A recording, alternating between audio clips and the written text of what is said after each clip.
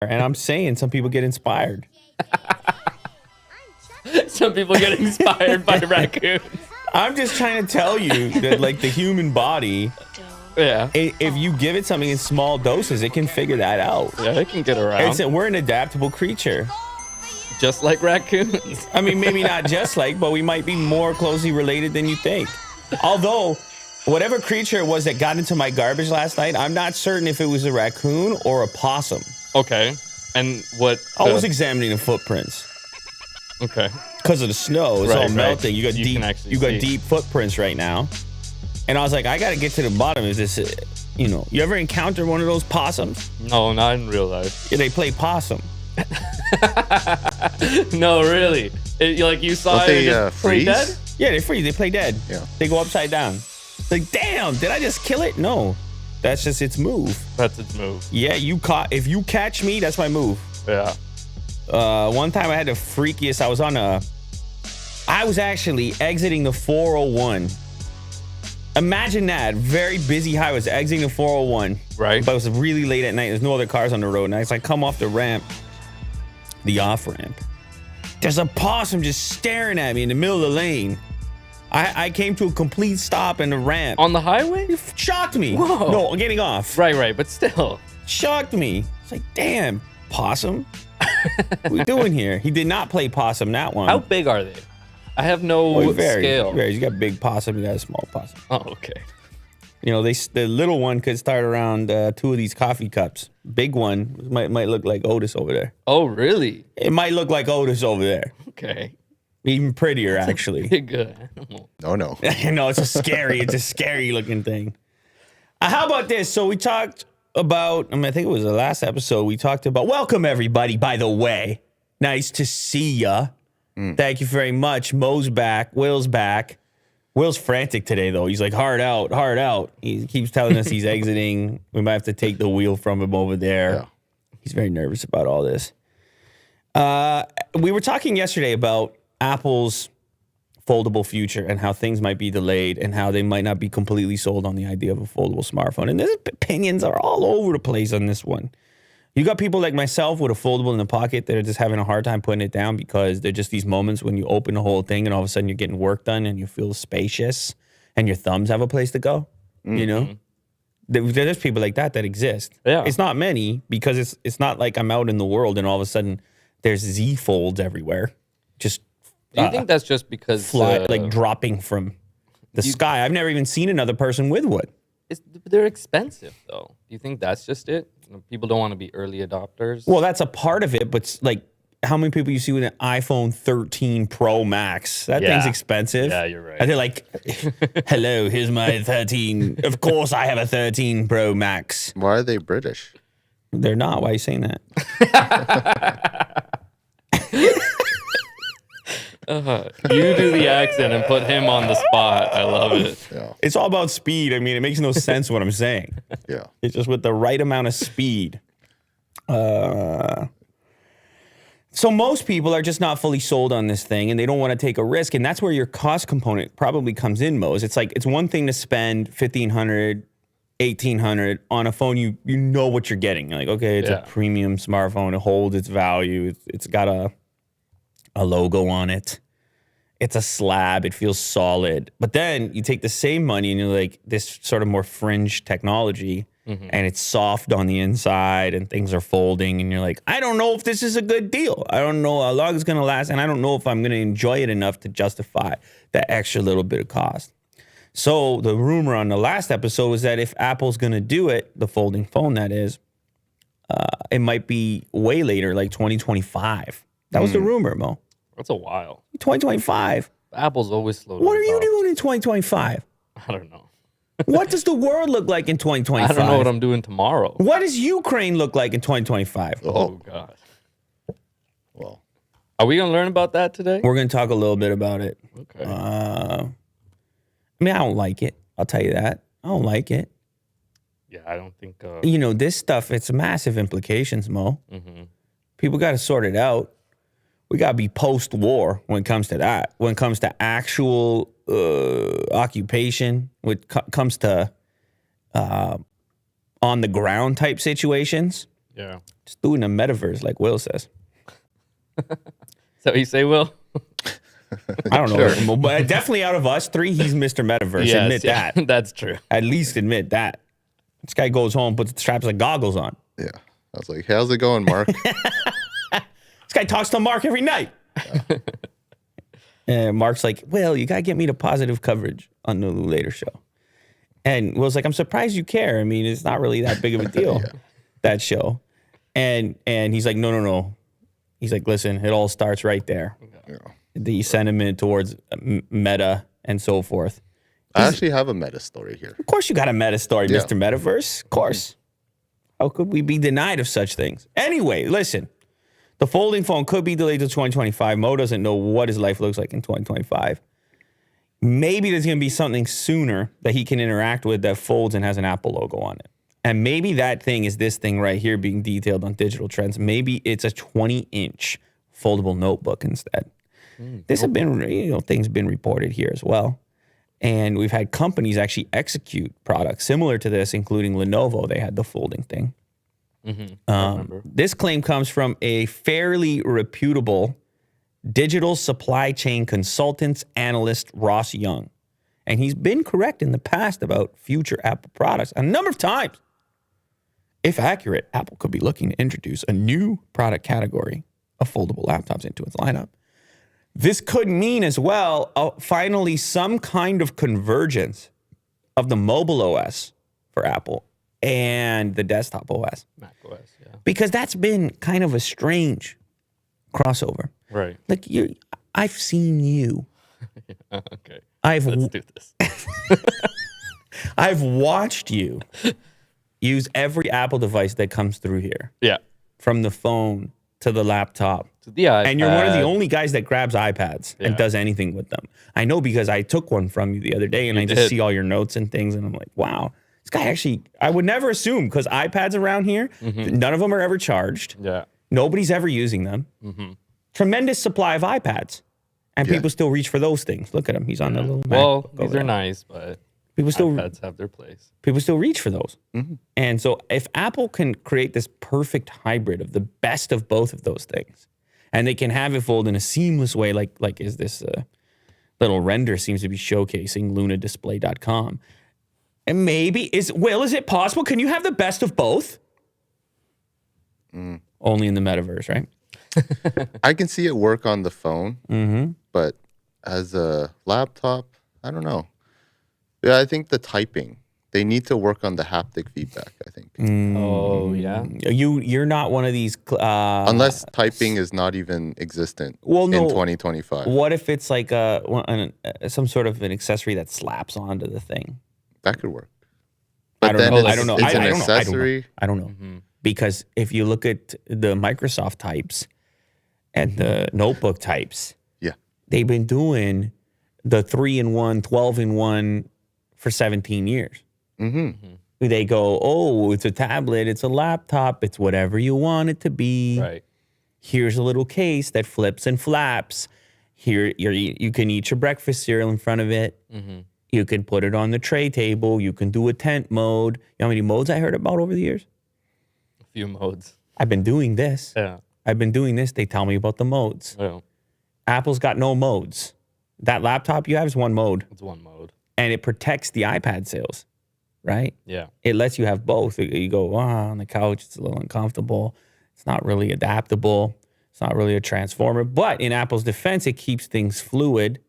It keeps you away from some of the wonkiness. Early days, Will knows this, Microsoft was goofing with separate interfaces depending on which mode you were in. Right. Will knows this. Go ahead, Will. What are we talking about? It would like readjust, right? Go Talking ahead. about the Neo? Go ahead, Mo. Mo?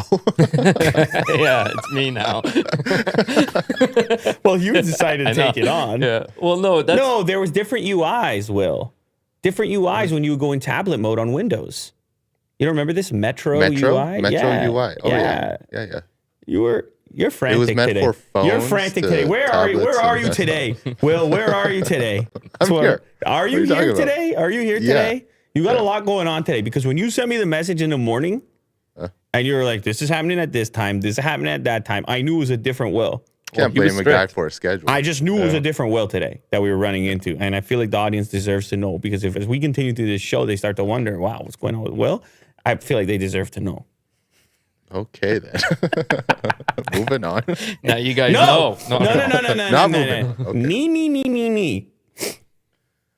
The product, according to Young, could have a dual use as a notebook with a full-size on-screen keyboard when folded, and a monitor when unfolded and used with an external keyboard. There you go, Will.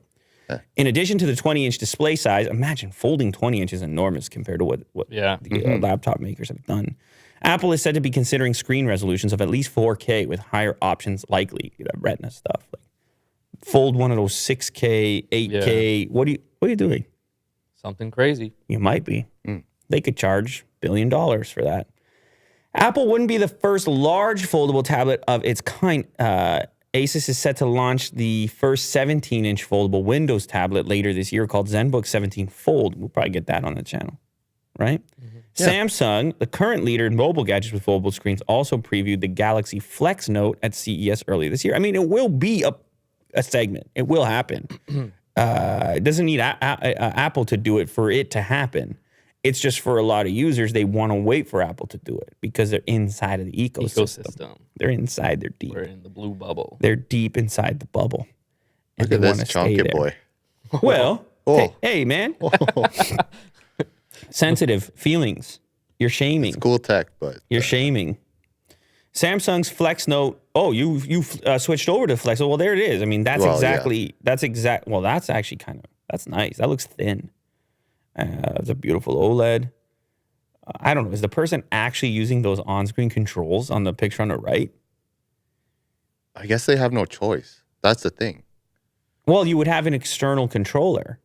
You're going to need you're going to use some peripherals for this. Yes. Like you would just have you have to carry. Yeah, you would just have a keyboard or whatever it is. That's fine. There's a video. This was at CES. This was a real product they showed up. Now, Apple buys displays from Samsung. Yeah. They could be looking at this. Apple's over there goofing around at CES, walking the floor. Like, that's better, yeah. Oh, see? It even meets Will's strict criteria for thinness. Yes, that's better. They got a classic that's better from Will. Yeah, they got a that's better from Will. He's ready to buy. And you slap an Apple logo on it, he's buying 12. Yeah. He's going to buy a bushel. You know what a bushel is, Mo? No, I actually don't. Well, it's a lot. I'll tell you that. Will, you know what a bushel is? 20? I don't know. I feel like it's a container. It feels like a bag to me. No, I feel like it's a container. A bushel? I feel like a bushel might be a container. Maybe. Did you hear the way he exhaled when he did it? Yeah. He's like, I gotta search bushel. Oh, good Lord. Oh, you got you got the German. You got the spelling. How do you spell it? You got some wild spelling going on there. You decided on the German spelling. Do you know how to spell it? There's definitely no C. No. There's no C involved. You're going to need probably another. There you go. A measure of capacity equal to 64 U.S. pints, 35.2 liters used for dry goods. You're right. It's the container type. Well, it's not necessarily a container. It's just that you would have a container that size because it's a unit of measurement used for dry goods. But like it would have started out. See the pictures in the images in the top right? It started out as something like that. And that's a bushel. You would go get a bushel of apples or right. Apple's the foldable. This was my joke that went over everybody's head because you didn't know what a bushel was. Yeah. I say he's gonna buy if you put an Apple logo on it, he'll buy a bushel. So I'll have a bushel of because laptops apples are typically in the guys. I mean, if we didn't bring up the picture, it would have only been people in the chat that got it. Will just would have moved on to his the rest of his appointments. Yeah, later. Can we? All right, yeah. So if Apple does the foldable, then it could be something like this first. I don't know how you guys feel about that. To me, it's been hit and miss on the larger foldables compared to the one in the pocket. Yeah. For me, so far to this point, they could do it different. Sticking with Apple for a second, they are dropping the mask mandate in most U.S. stores. In New York, you don't need to wear a mask if you've been fully vaccinated. So no mask, but check vax or trust vax. Just ask vax? I'm confused. Most Apple stores in the U.S. won't require customers to wear masks anymore. The tech giant has dropped its mask mandate and is also preparing for the return of in-person classes at its stores. According to Bloomberg, Apple has reportedly told employees about the changes in its mask requirements this week and has also updated its website to note each store's rules. There are a handful of locations that still require masks, particularly those in areas with stricter guidelines remain in place. Apple changed the rules for stores and locations that had already dropped their mask mandates, though, including Kansas, North Carolina, Ohio. Most New York locations don't require customers to wear masks anymore, so long as they've been fully vaccinated. Even so, Apple recommends wearing masks and will provide them. I'm seeing more and more people just go into businesses without the mask. Same. They just go in, the mask. Really? Around here? Oh, yeah. Oh. You see it? You're not seeing it? I haven't seen, no. Grocery stores, they're all still masked. You haven't seen a single person just walk in, no mask? No. Oh, interesting. Yeah. I've seen it a few times in the past week. I think since that announcement came out, that March 1st, stuff was easing, and then nobody was asking for vaccines or whatever at the restaurants. I feel like it was that moment. Or it could have been the convoy, or it could just be coincidence and people are all getting fed up at the same time. But either way, I'm seeing people pull the no mask and not really get much pushback, Same. I'm not seeing anybody say anything either. It's not a conflict by the looks of it. So it makes sense to me that they'll officially be, and for Apple, it's easy. They just, wherever they're doing business, they're like, oh, what's the current restriction or mandate or whatever? And they go, oh, we're in Kansas and North Carolina and Ohio and you got rid of it. Well, guess what? We got rid of it. I mean, because you don't want to, it would be very hard for them to maintain it in those places. Yeah. Where the advice and the restrictions on the government level had changed. This says Apple in-store classes. Yeah. Apple does classes? Yeah. Yeah. You can go in there, Mo, and they'll show you how to use Final Cut. Oh, okay. Cool. Mo signs up. Yeah. I mean, they would show you how to use iMessage. What? If you really wanted. Oh, wow. They'd be like, you're not using it right. Mm. They'll be like, look at this little move right here. I wonder if they would actually show you any like cool little. Maybe they would. I mean, here's my understanding. It's usually for people who are new to the platform and have a lot to learn. Right. As opposed to a guy like you. Let's show you the ecosystem. I feel like you're doing okay. Yeah, I'm surviving out here. Yeah. I feel like you're thriving, actually. Yeah. He giggles. Armed man holds hostage inside Apple Store. Oh, this is the story from yesterday. What a crazy development. It was happening live while we were live. It was a double live. Yep.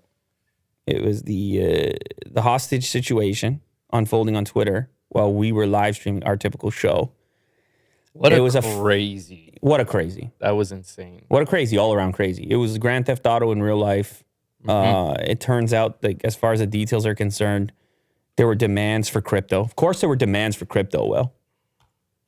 Go ahead, defend your crypto. I got nothing.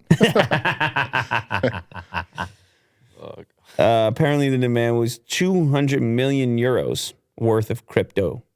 They just say in cryptocurrencies. They don't say specifically what. He actually wanted to distribute. He wanted a little polka dot. He actually wanted a portfolio. Yeah, I had a whole list. Yeah. He's like, I got to be a couple NFTs in there. Yeah. You know. It's written in crayon. Yeah. He wants to be diversified, just like any of us, right? You got to have a little Solana in there. Smart. You know what I mean? Yeah. Staking opportunities, right? Yeah, man. Come on. Because once he's into crypto, he got to figure something to do. This is not funny. This guy, obviously, not a cool guy. He's in there. He had explosives on him. What? And you imagine, he had an SMG on him. He was kidded. He was kidded. No, remember I said he looks a little wide on the front. You thought it was a bulletproof at first, right? Exactly. That's what I thought. But apparently he had a couple guns on him. Oh, yeah. Did he have bombs? He had some explosives. That's what I read. Oh, yeah? Okay. Let's see here. The tense 5 hours, scroll up a little bit if you don't mind. The tense 5 hour standoff paralyzed one of Amsterdam's most popular nightlife neighborhoods for hours Tuesday as scores of heavily armed police surrounded the store, managing to free about 70 people from the building that houses the shop before the suspect was detained. Now, I saw the video clip. They hit him with the car. Oh, yeah. You saw this? They hit him with a car? You didn't see that. That was the development. Here we go. OMG. Can we show this? Did he get killed? He didn't get killed, no. He got injured it was serious injuries. It's serious. But It's serious for sure. It's serious. So he's running. So the situation was that the hostage was running from him. He thought it was a good time to escape, and then the gunman tried to chase him down, like, "Hey, get back here!" And the cops just somehow They timed it well. timed it exactly right and hit the gunman, and he went flying. Yeah. Whoa. It's interesting to and see was something injured. like that happen in real life, right? I would immediately think the car's going to go over him, Mm-hmm. right? But there's a speed aspect to it Yeah. where it actually puts him up on the hood. Now he's obviously seriously injured. It's a major impact. Yeah. You could kind of see all the cops closing in, but they were scared of bomb threats because this guy would have been potentially holding bombs. Yeah. wow. That's what I. And then they had like the robot come in and kind of sniff out the bombs. Never mind. Even if he just had an SMG on him, and you're rolling up in the unmarked car to execute the hit, like they must have had this planned. Go. And the dude hits the pedal. Yeah. Like they must have known this was their plan. If he emerges, we're gonna go with the car instead of shooting him. Yeah. Because there's for sure at this point, there's people lined up. They could shoot as well. Exactly. Yeah. But shooting, it might have been a more definitive death. You know what I mean? Like, Yeah. I'm wondering which is the more. That's the robot. Whoa. It's crazy. That scene. is really cool. It's That's some like Hurt Locker stuff. It's crazy scenes, man. They had to bring in everybody. I mean, the guy. Imagine how many hours this was going on for. Yeah, that was another thing. It was going on It for was so long. around 5 hours. Imagine 5 hours. You're And the hostage ran away. Wait a and I second. wouldn't Show have that the picture. courage. What a weird picture. There's an SMG sitting beside the hostage. But his arms look tied. His arms are tied, but why you place the SMG Yeah, right that is beside bizarre. him? He's like, do it. Grab the gun. So I weird. dare you. Give me a reason. No, it's like it is strange, isn't it? In these type of circumstances, the weird kind of Yeah, he's not mentally stable. Or like, so. no, but also the fact that they're chatting. Like this image is so strange Yeah. that you're forced to sort of chat with this guy out of the position of self-preservation Exactly. to de-escalate as much as possible. I can't believe he ran away. That is, I don't think I would have. Yeah, there's the explosives right on his chest. Click the photo. Oh my God. So he was kitted up. Yeah, man. Yeah. Whoa. Kitted, wired. It could have gone a lot worse. Shout out to law enforcement in this case. Could have gone a lot worse. And then Gurman tweeted out Apple just made some sudden movements and decided to close their stores. Of course. Yeah. I mean, it's Like a crime immediately. scene. Of course. Like during the event. Mo, They just closed Mo, it. you're not going back to work the next day. No. No. Okay, did you get the explosives out yet? Did we account for all those? You know what I mean? I got a class today. You just open a drawer and you know what I'm saying? Yeah. Yeah. This was during the event, so they were very hasty about it. Hasty. It wasn't after the fact. hasty. Yeah. Hasty market. So delicious. they closed their store while the event's going on. Yeah. Yeah. Mm-hmm. We don't want none of this. Anyway, so nobody died. Nobody died. The hostages got out. He 70 of them. He was reprimanded. They didn't have to kill him. Mm-hmm. He was 27 years old, by the way, and it's crazy. You saw this situation unfolding. You saw the initial footage. You're like, oh boy, Mm-hmm. oh boy, Yeah. could go bad right here. Look, he's got the dog over there. You see, he's got Kovu right there. Right there. Yeah. Cole was running the other way. It Cole was actually looks like scared. he might have a Doberman, that officer. It's interesting. Look at all the laser sights Yeah. on the guy. You see all that? All Yeah. the weapons pointed at him? And they're like moving it around, maybe to let him know that they're all pointing at him. Man. Yeah, well, but also to indicate to the other officers, don't approach. Yeah. Like, or, I don't know. Like, We have we're ready eyes. to fire if we Yeah. need to, type of thing, if he gets up. Because, again, if he's running out with the SMG, Mm-hmm. he could easily turn it on that vehicle as it approaches him. Yeah. He could easily turn it on the hostage he's chasing. So, That's, ooh. wild times. Speaking of wild times, okay, here it is. Russia, Ukraine. Now, listen, this is obviously a totally different topic, but it's an important one. It's a thing going on in the world, and I mean, listen. I realize there's a lot of channels cover stuff like this, but there's got to be like a brief thing. A couple people asked me to talk about it. There's got to be like at least a brief for a guy like Mo as well. I said, hey man, you know what's going on in Ukraine? And he goes, are you going to talk about it? I need to know. Tell me about it. I want to know what's going on. I feel like there's a brief breakdown of sort of what's going on over there that can be useful for the average person who's bombarded with some of these headlines and maybe intimidated by them. You have sanctions in place now from the U.S. There's been some moves that have taken place that have been perceived as the initial stages of an invasion. Recently, Ukraine itself, they declared a state of emergency. Or was that Trudeau? It was Trudeau. It was Trudeau. Oh my God. They got There's a lot of politics going on. They got much like more. we talk about it in the background. They have much more of an emergency over there. I'm talking gun type emergency. Yeah. Russia and Ukraine. I'm talking troop Not type. Trudeau. No, I'm talking troop type emergency. It's funny. Yeah. It's the same word, isn't it? Yeah. Same word, isn't it? It's interesting, isn't it? Mm-hmm. You run out of words that are accurately applied, commensurate with the actual threat. Yeah. So anyway, a nationwide state of emergency. No, they did the same. Trudeau's thing was called something else. It wasn't state of emergency. Maybe it was. It was like one step below or something. Code red. Anyway, listen. Dude. So they called up 36,000 military reservists. And the U.S., who's been fearing this particular activity, and Germany and European countries, they utilize sanctions in order to discourage the behavior. Right. So as the troops are approaching, there's these two areas on the Ukraine-Russia border that are the target, seem to be the target for Russia. And they historically, like here's the thing, okay? You had the Soviet Union, and you have ethnically Russian people distributed across this variety of countries that had previously been a part of this one group of countries under Russia, previously called the USSR.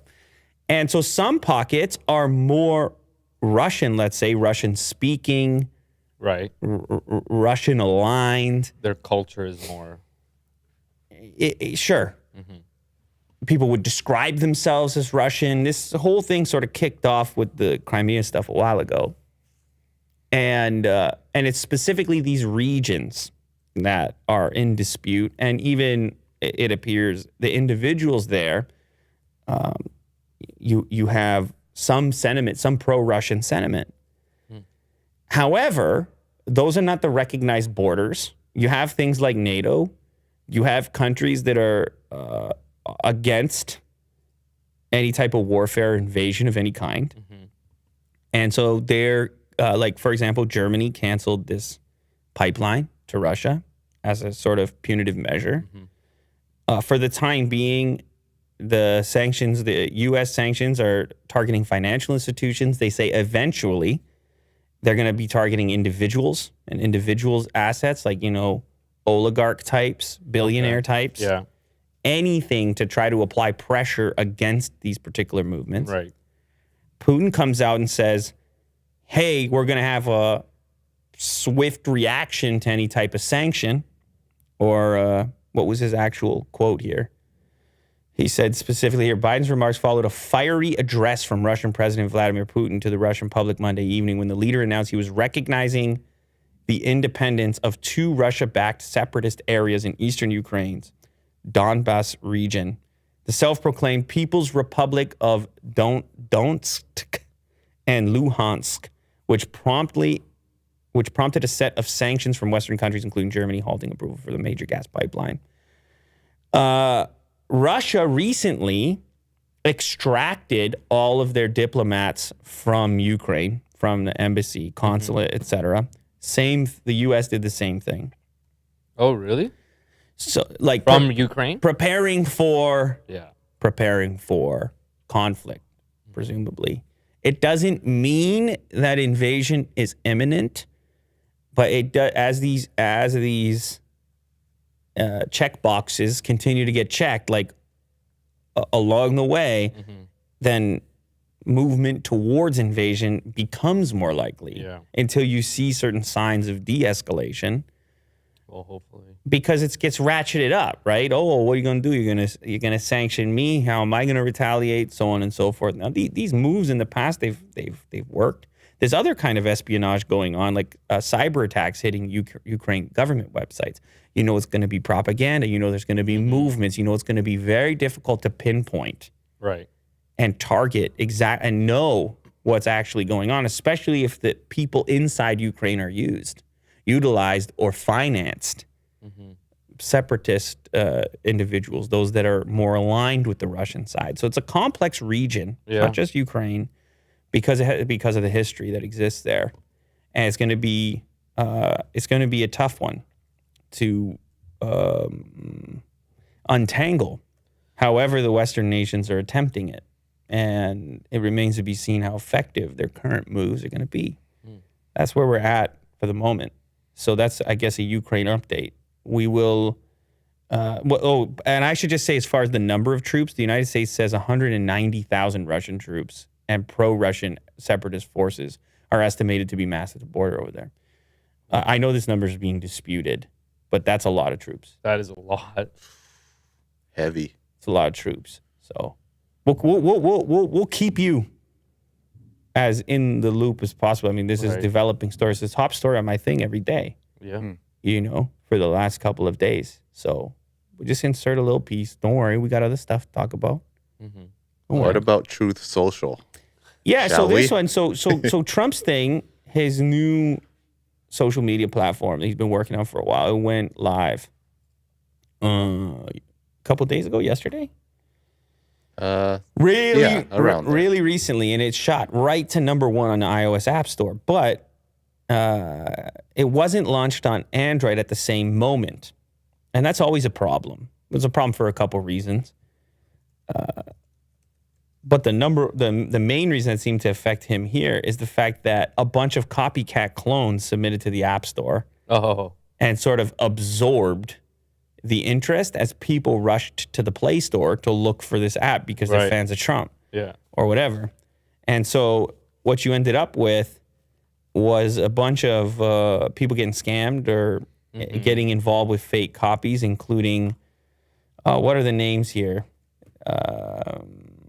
You got to go down a little bit further. These are the MAGA Hub Truth Social Trump. Well, how about that for a copycat? That app was released a while ago, but most of the downloads came out after his official app, which is an indication of the fact that people were misconstruing it. With all the press releases and stuff associated with the new one. Did they get scammed in any way? Well, did they get a virus or? Well, this one apparently scam money. This one apparently was just a bad app, according to some user reports. Some people fully bought it and assumed that it was what it was pertaining to be. And then there was another app that actually came along with a $4.99 a month subscription. Oh, that's how they got them. And you know how that works with, you just click renewing. Yeah, okay, go for it. 2 clicks and you're $4.99 a month for the rest of your life. But the other app, let me check what the name of the other app was. Scroll down a little further, just so we have that one shouted out as well. Social App for Truth, $4.99 a week. Apologies. Oh. $4.99 a week. It's more than Netflix.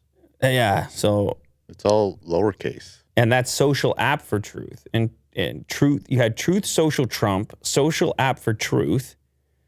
And of course, the real thing is called Truth Social. And they are doing a version for Android, but it's not ready yet. There's like I wonder why. A wait list. I don't know. This happens often with applications. They don't, they want to hit certain dates for certain reasons. Right. And they have separate development teams sometimes Mm-hmm. for each platform, and one Okay. is ready to go, and they're like, let's just launch. Oh, this is a crazy story. Twin sisters shoot fast food father of one worker in the face over a $3 hamburger. Twin sisters. can I so get- both of them? Can I get Mo's attention with this one or no? He looked back at his laptop, but I felt like this requires his attention. I missed this. So this guy's working late night at a fast food shop, and he's the only one working. You know how that can happen. Yeah. Late at night. And then you can get a rush of people, and people are stressed because you're the only server, It's tough.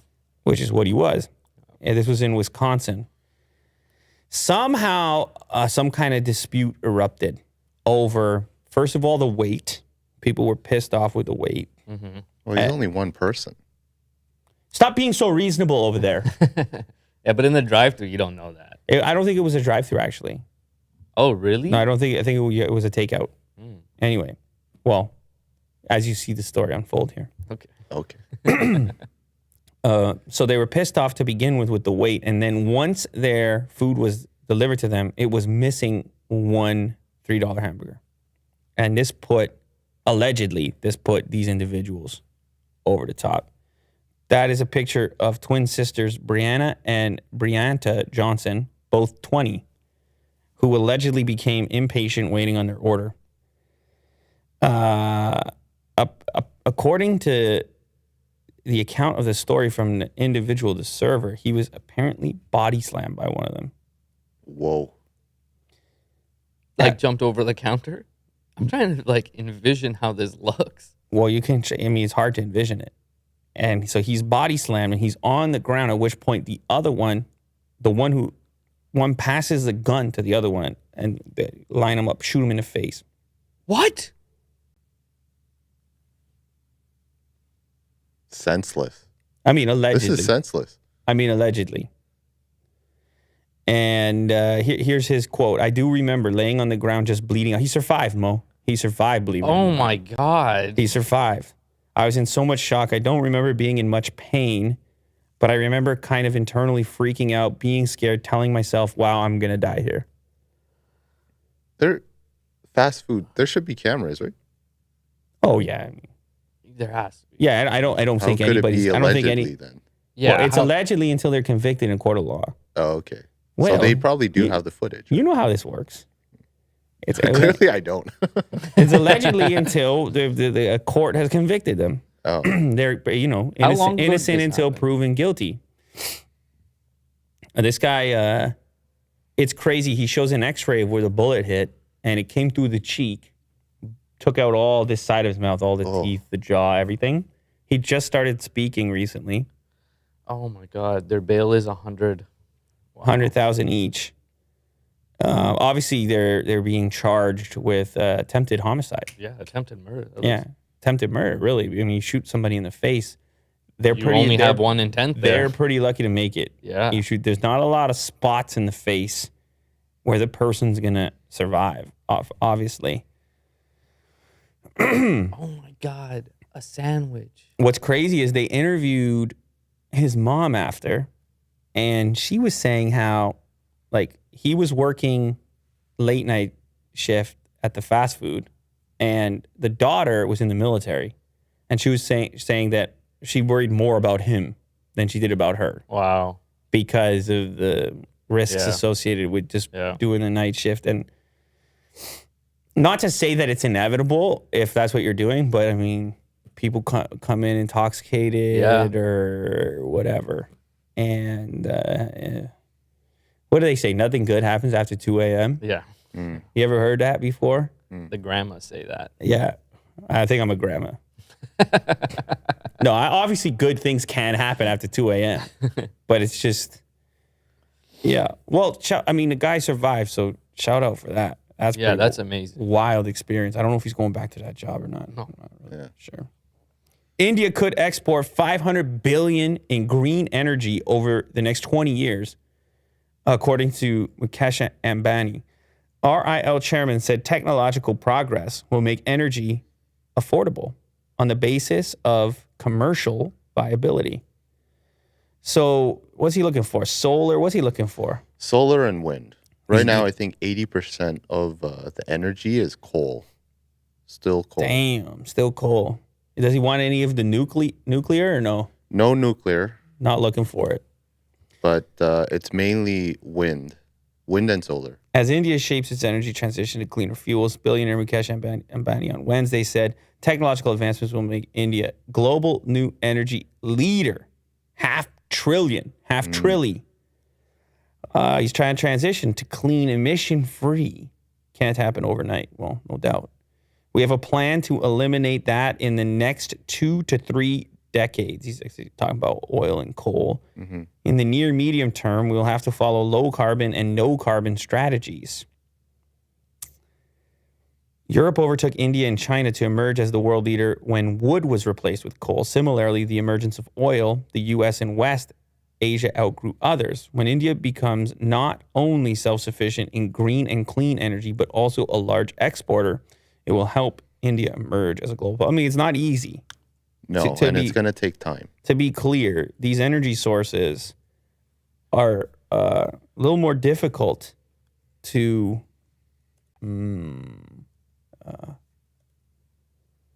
they're a little bit more energy intensive, right? Compared to some of the more polluting forms of energy. Mm-hmm. And it remains to be seen exactly how the technology is going to advance fast enough to be a complete substitute for fossil fuels and all the rest of it. Not to say that it shouldn't be a thing that people are working towards, but just to say that it's an ambitious task, especially to attempt to go completely in this direction in whatever time frame. Mm-hmm. I mean, we were just talking about a denial of a pipeline between Russia and Germany for guess what? Not for windmills. Mm-hmm. Not for windmills. And they got lots of those in Germany. Yeah. So I'm just saying, it's going to be an uphill battle to figure all this out, but it is certainly a job that's worth undertaking and investigating. No doubt about it. No doubt about it. Crypto companies are tempting top talent away from big tech to build Web3. Well, we saw this.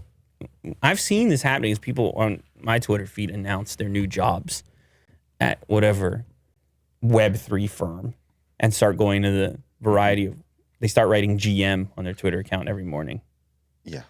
And I'm like, oh, that's what's going on now.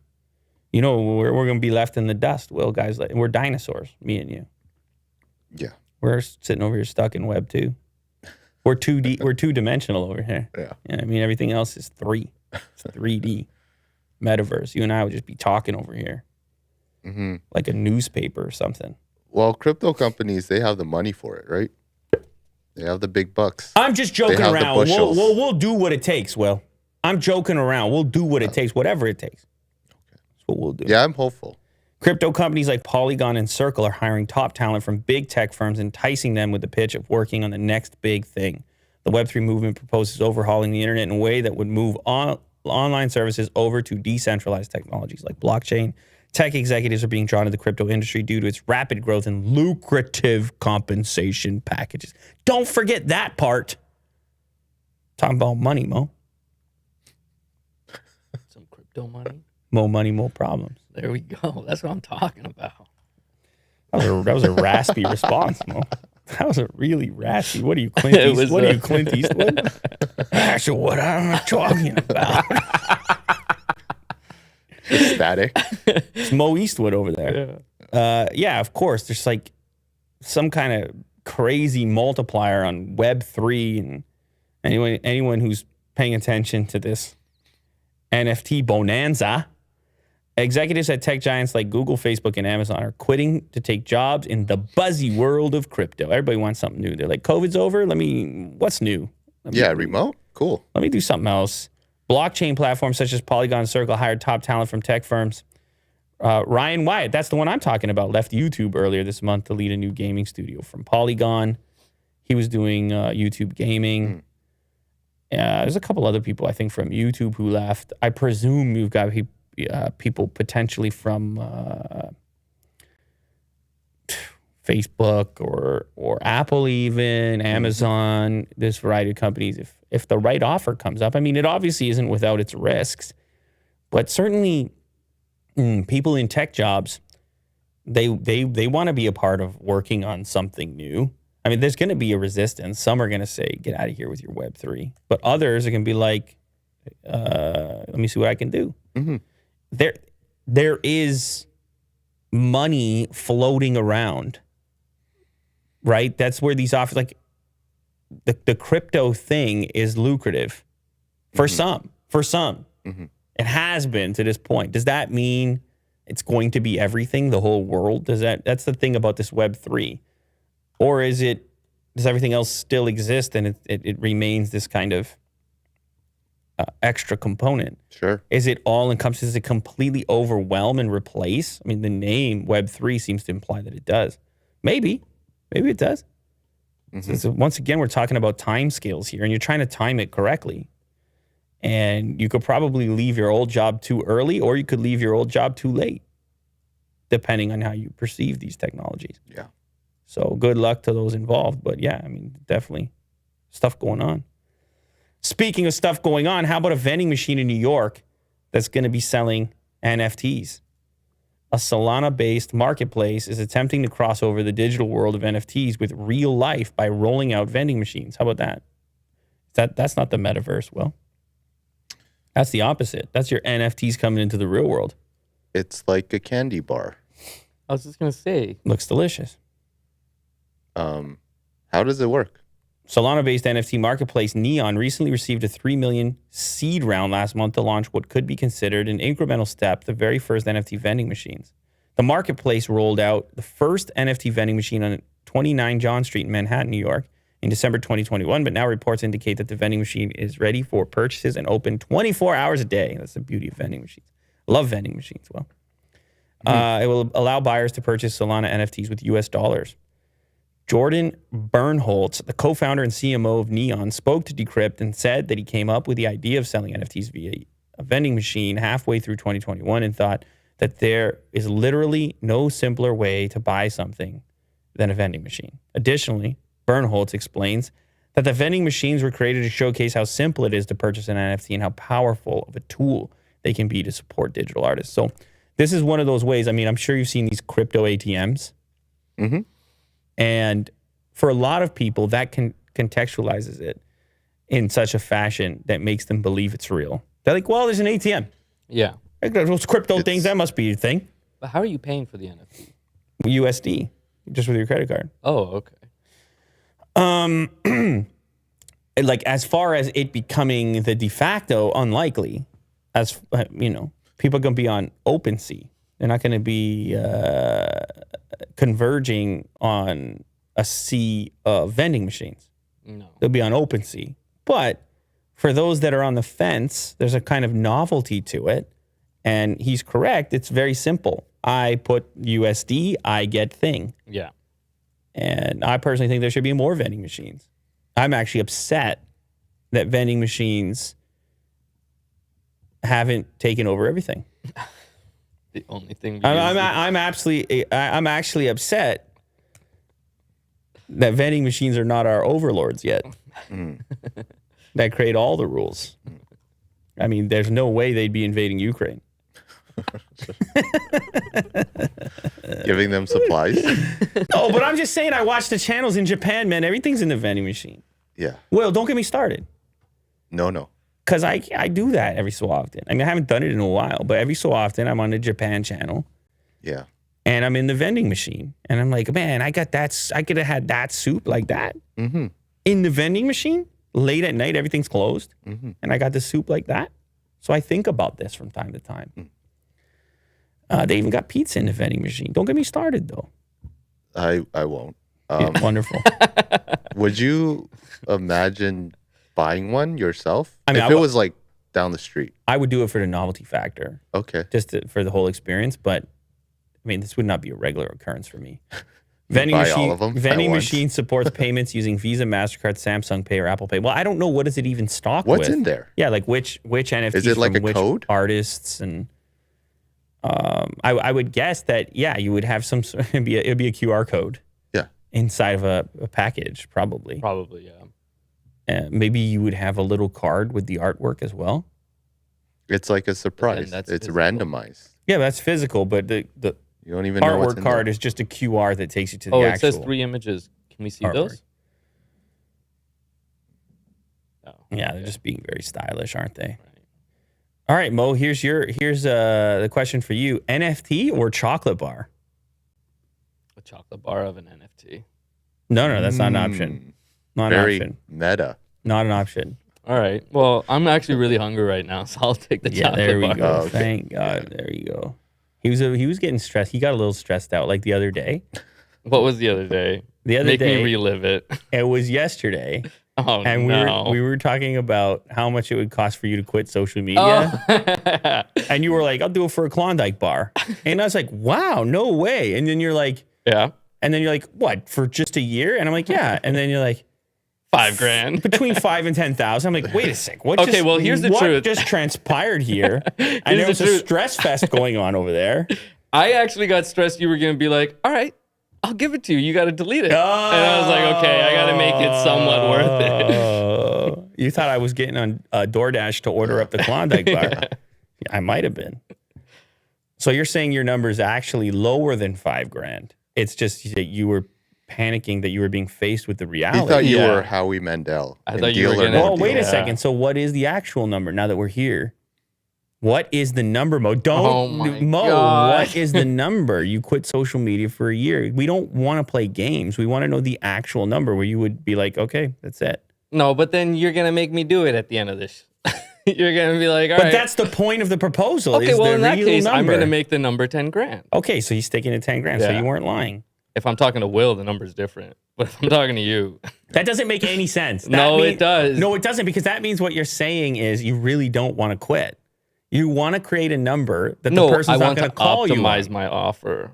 Okay. Based on who he's talking Okay, to. so Exactly. so Will's asking you a question. Go, Will. Ask him the same question. How much would you quit social media? Yeah, I think if I was talking to Will, I would do it for like a full ETH. Oh, 1 ETH. Yeah. Okay. Which All is, right, I think, Will, 3,200 Will, right now. I'll send you that. 3,200? I think Oh, so. Canadian. Will, Canadian. Will, Yeah. I'll send you that ETH. Oh, see, this And is you what do I'm it. talking about. That's why you're saying it doesn't matter. You gotta actually be happy to receive the funds Yeah. in exchange for the fact that you're not on social media for you, Well, you regardless can't be happy. regardless of who's providing the funds. What is that exchange where you Yeah. don't feel that pain that you're talking about right there? And it turns out it's bigger than you were proposing with the Klondike bar. Yeah. Yeah, You're right. it It is. is bigger than the Klondike bar. Well, to be fair, that was a joke. I think that was pretty And clear. it's bigger than the ETH. It's bigger than 1 ETH. Mhm. And it's probably 10 grand, which was your original answer, regardless of who you're asking. 10 grand, wipe your hands clean and And delete my Instagram. delete your Instagram. It's wild. There's a lot of people they wouldn't need 10 grand. I'll tell you that. They're probably No. they're in the comments. They're commenting right now. You're really into this deal. No, I just like the hypothetical. It's Sure, a, bud. it's a very hard thing to apply value to, right? Nobody ever asks you, what is it worth to you? And I'm sure social media companies would love to know. But what is social media? Like if we were talking about YouTube yesterday, would that include social media? Because that's a big deal. Well, it doesn't matter in Mo's case because we were just specifically talking about Instagram. He put a Yeah. $10,000 value on his Instagram account.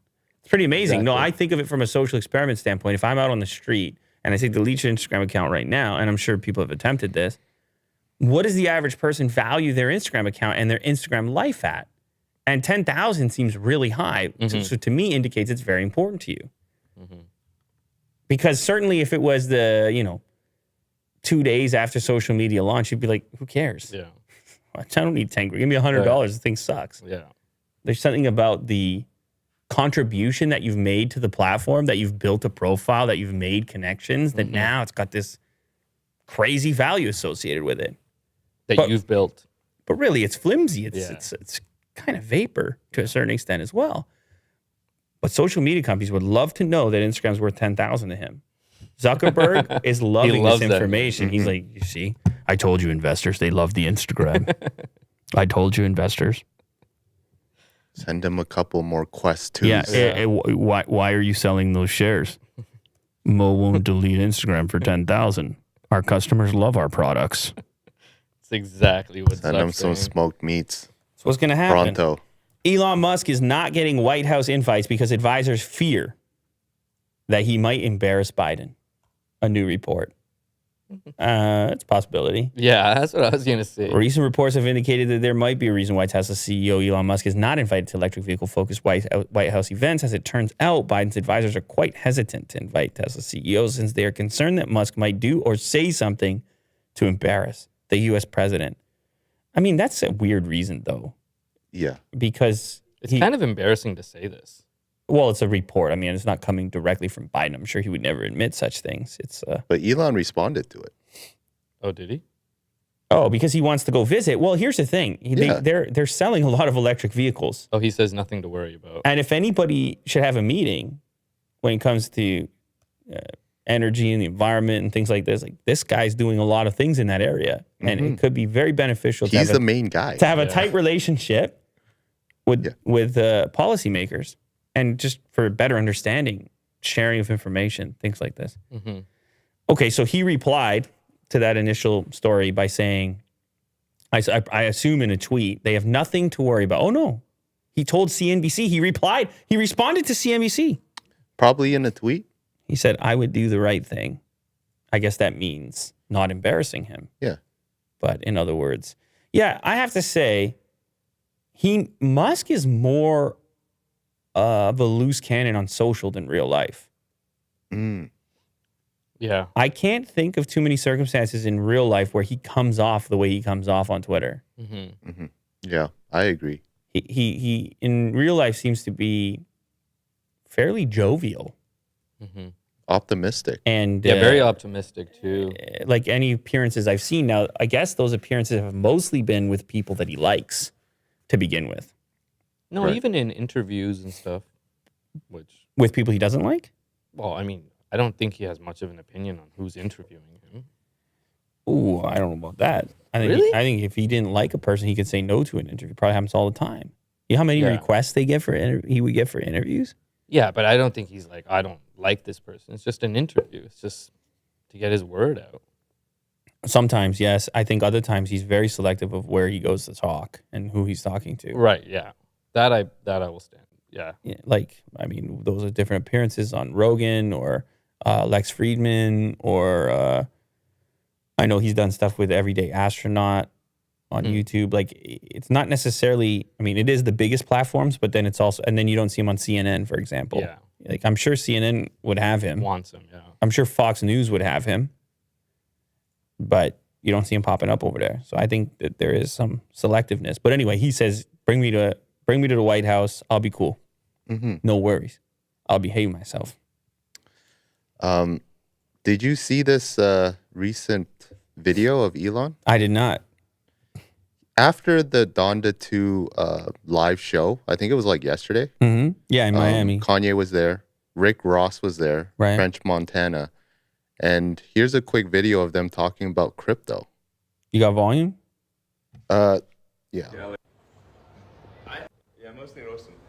The goat. Yeah, I mean, I spent some time in On the goat. like LA.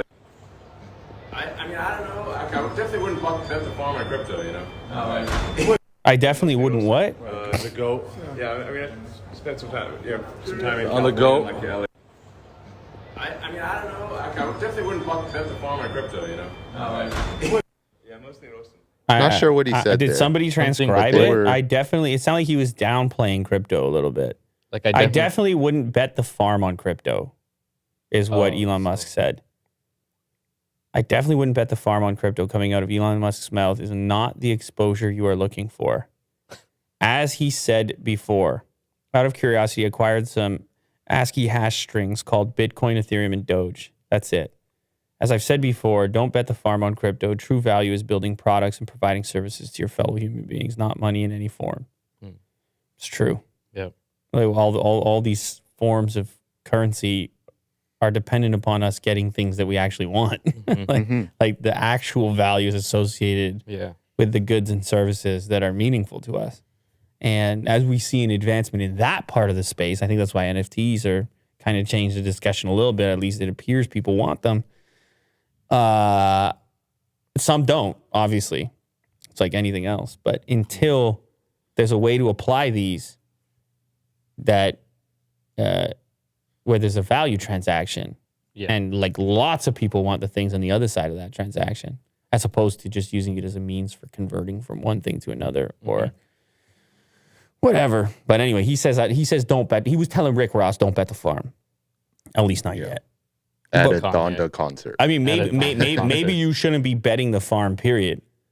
Like maybe the farm is not a thing you should bet. Mm-hmm. Keep that asset to yourself.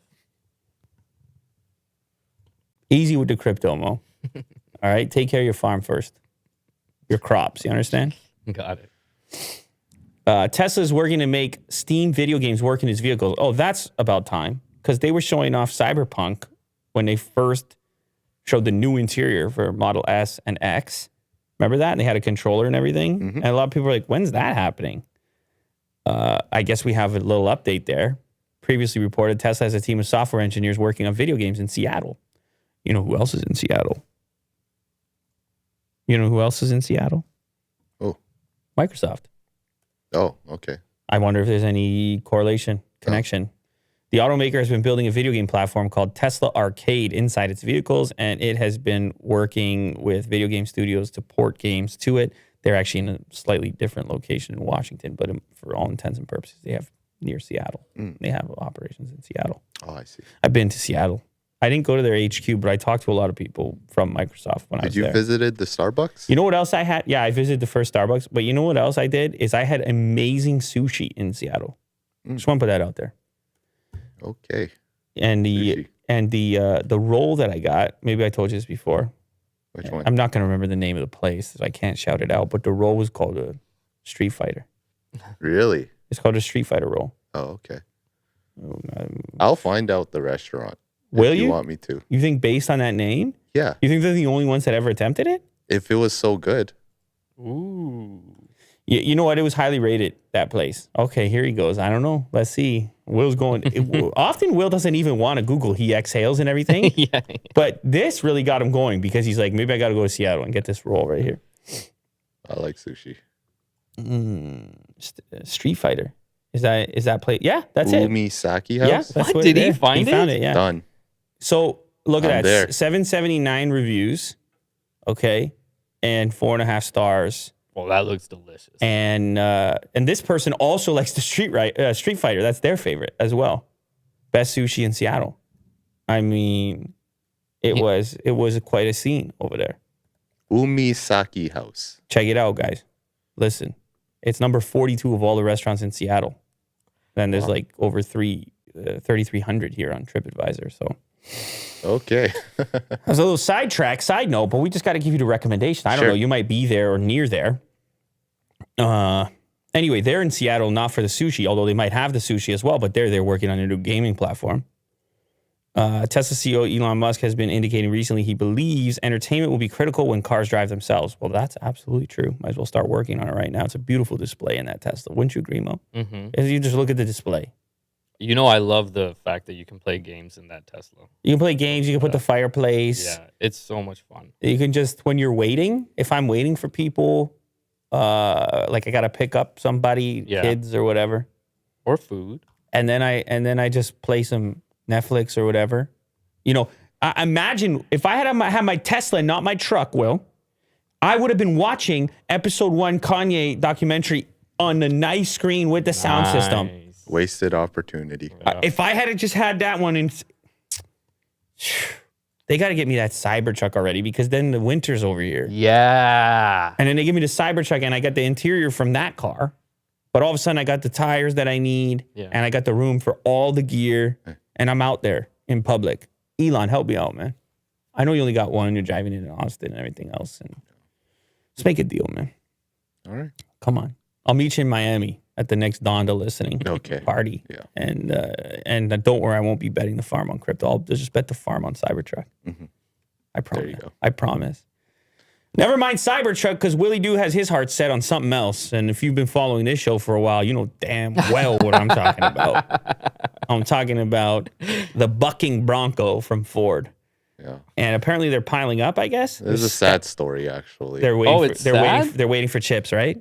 Waiting for chips Chip shortage. in Michigan. So you can kind of see in this video here, it's literally rows and rows of brand new Broncos that are lined up and ready to go. They have purchasers, but no chips.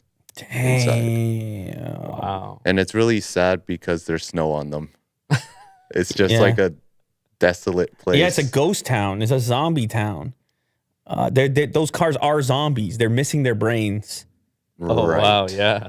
They need that like little spark, and then they're off. And they have so much personality. The Bronco, Yes. like they are such a Pixar looking character Yes. that they look especially lonely. Some cars have less personality, but a Bronco has an actual face. Big character. It actually has an actual face on it. Wouldn't you agree, Will? Yeah. Mo, would you agree? So these are all just I feel like Broncos. both of you guys could get a Bronco. I think Will can convince you as well. I mean, Yeah. you may have slightly different specification. Did you were getting like a gray one Maybe dark gray or a black one? or a black one. Yeah. Which one are you going to get, Mo? I haven't really looked into it. I just like that Will's got this vehicle that he wants really bad. That's it. You prefer the Vicarious.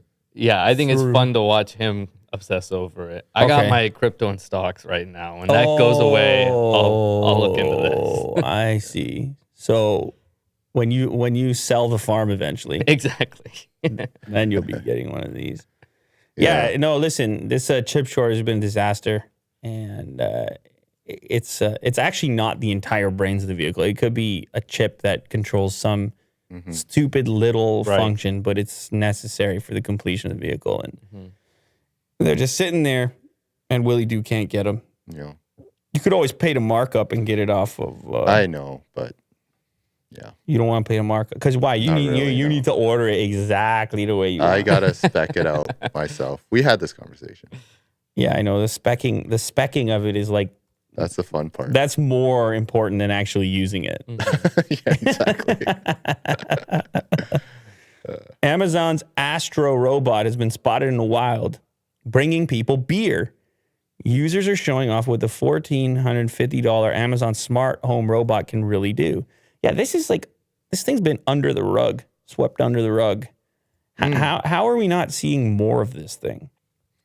Still in development. But how do you keep this under wraps? If you're Amazon, you're doing a bot. Wouldn't you expect there to be all types of content emerging about it? Right. I don't know. I mean, it's friendly face too. if kinda we're cool. eventually all going to have this bot in our house, So you can kind of see it deliver beer in this commercial, so somebody still or not this video. somebody still has to put the beer in Astro. there. Go to the den. It's just looking at you Little with his blank eyes. slow react. So he already has the beer in there, knows where the den is. Ooh, that floor is a little rough. So this is probably someone's house. Actually, the maybe fact, a developer's the fact house or that something. it goes over the tile and hardwood, Astro. like, Yes. that's pretty good. Yeah. Well, the wheel Find is Celeste. huge, right? Is that a person? He said to find a person? Yeah. This is a 5th grade teacher in Florida that's been using it. He received it a okay. couple months ago. He likes to control the bot from his phone and also tease his dog with it.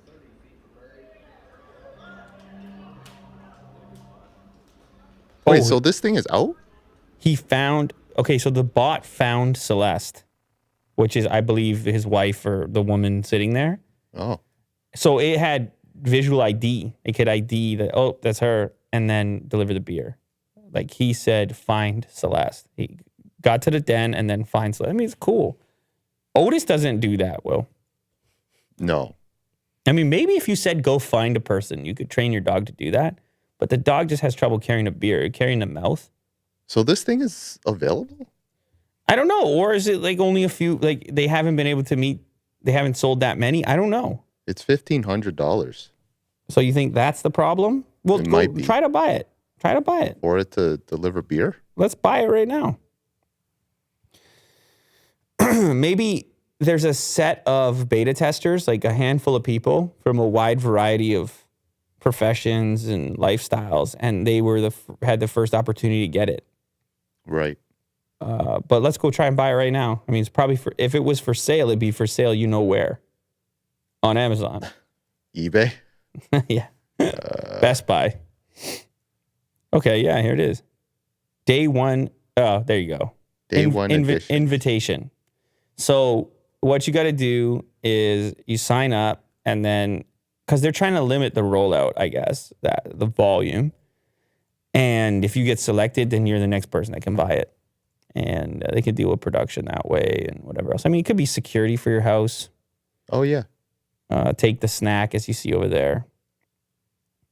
Charges itself, I guess. Microphones, an assistant. It's got Alexa on it. Yeah, we'll see. We'll see. Maybe we can get selected. Mm-hmm. Maybe we can be invited. So have you heard of Elden Ring? Okay, so this earlier today, I'm like, Will, what's going on? Yeah. Oh, the Elden Ring. And you're like, let me tell you. I was like, you sound like Santa Claus. No, I don't. It's the hottest game right now. And I'm looking at the summary here on Metacritic. It's got a 97. And I'm also seeing the name George R.R. Martin, which that's your thing. Game of Thrones? Yeah, that's your thing. So you're already the creator. So you're in it then? Yes. He wrote the world of this game. It's a game. It also says Hidetaka Miyazaki. I don't know who that is. So you're in.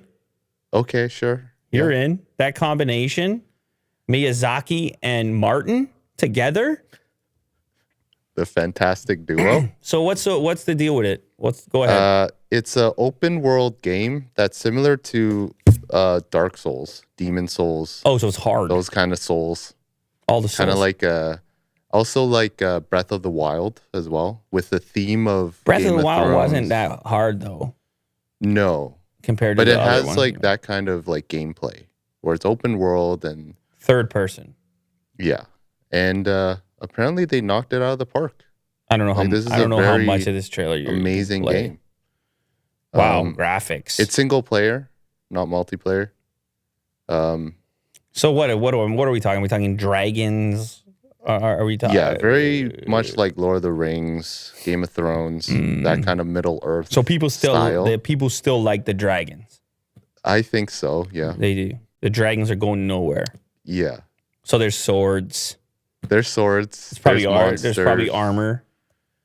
Yes, there's trolls. So who's behind this game? Is it a big developer or a small one? It's from Software. That's the developer. Hell out of here. Yeah. They've been known to make, I think, was it Dark Souls? Okay. All right. Yeah, so they've done it before. And like Sekiro. From Software and Bandai Namco Entertainment. Mm-hmm. Fantasy action RPG adventure set within a world created by Hidetaka Miyazaki, creator of the influential Dark Souls video game series, and George R.R. Martin, author of the New York Times best-selling fantasy series. Mm-hmm. A Song of Ice and Fire, danger and discovery lurk around every corner in From Software's largest game to date. Oh, they also did that Sekiro game. That was another tough one. That thing was being promoted to me like crazy on PlayStation 5 at one time. Very popular as well. Right. So they've really made the chemistry like solid in this latest and now version. then they got George R.R. Martin over there. Yeah. And he can write the thing that everybody loves. Yeah. And many positive reviews. Look at this, 100. Just easy 100 from these critic reviews. They're like, it's the best thing that's ever happened. Yeah. And most of them are very good. So. Let me read the top one with the 100.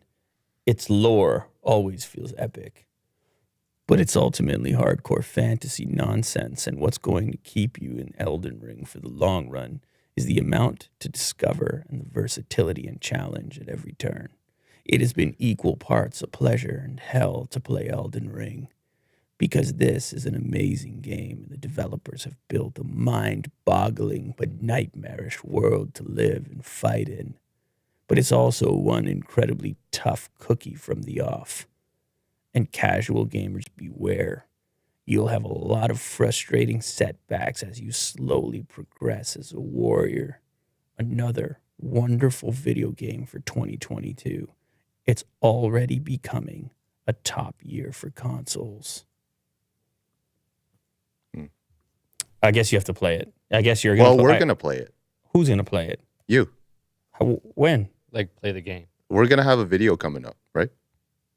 Right here? We're going to play the game here? What? Yeah. On this show? Well, no, not on this show, but like a Unbox Therapy product. Oh, I Very know soon. what This you're week, talking. actually. I know what you're talking about. I'm going to play that game? Yeah. How long do I get to play for, would you say? 2 minutes. I'm gonna get beat up so bad in that game listening to that guy who's like, casual gamers beware. It's a tough cookie. At this point in my life, I am the most casual gamer possible. I'm borderline not even competent enough to be called casual. Mm-hmm. I would need to probably spend 45 to an hour before I'm having fun with it. Mm-hmm. So we're gonna have to set a day aside. So I can You're actually going to need a hardcore tutorial. I can actually play a video game and call it work. Uh-huh. That's what it's gonna take. There you go. I'm kind of looking forward to that, actually. Are you going to play it in advance? Like, are you going to go home and play this? Like, because you're such a Martin guy. No, I don't think so. I feel like those games are just very, you have to be really into it. And spend a lot of time, like, you know, an RPG. I know. I thought you with the dragons and everything. No. You used to put the I'm more of like a Halo guy. you used to put the special outfit on when you're eating the popcorn. What are you talking about? What's going on? With the Game of Thrones, man. You put the Costume? Yeah, you put the costume. You get ready Oh, for you're the talking show. about watch parties. Yes, Never we put were- on costumes. That's what are you were talking about? doing. It's You ridiculous. told me you were doing that. This is ridiculous. You were I telling agree me with you, Will. you get together with all those people. You're chatting about the thing. For the last episode, You're it chatting. was a watch party. And then after the show's over, And for some you're reason, chatting you're about into it. that. Who's into it? You. No, Talking about I never done it in my life. No, you talk about it a lot.